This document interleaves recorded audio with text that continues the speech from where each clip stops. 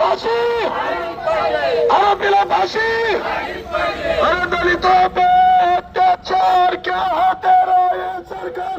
देवेंद्र फडणवीस जवाब दो, जवाब दो, जवाब दो।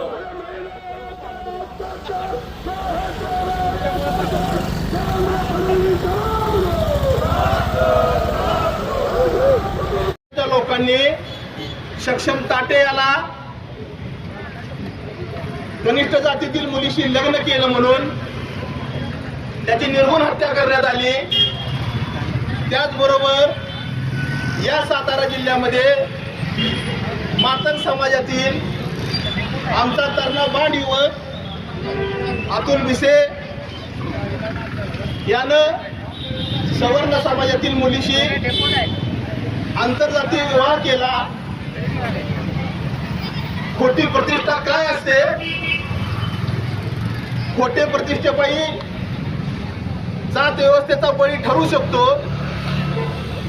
त्याच जात व्यवस्थेचा बळी आमचा मातंग समाजातील तरणा युवक अतुल विसे ठरला।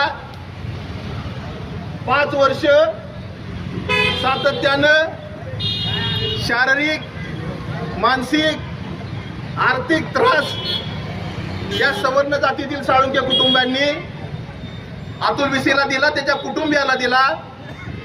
सरते शेवटी त्याला आत्महत्या करावी लागली, आपलं आयुष्य संपवावं लागलं।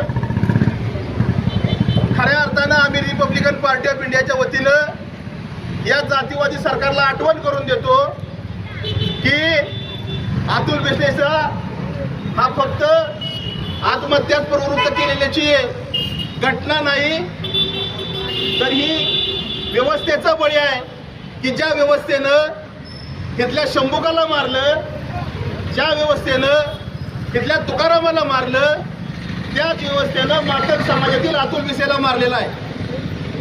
आणि ही लढाई ही आजची नाही, ही लढाई आमची गेल्या 2500 वर्षापासून सुरू आहे। तथागत महात्मा गौतम बुद्धांपासून साहित्यरत्न लोकशाहीर अण्णाभाऊ साठे या आमच्या सर्व महापुरुषांना तिथल्या जातीवाद्यांनी, इथल्या धर्मांधांनी अशाच पद्धतीने छळलेला आहे। परंतु डॉक्टर बाबासाहेब आंबेडकरांना मानणारा समाज हा कधी शांत बसणार नाही, न्यायासाठी रस्त्यावर उतरणार।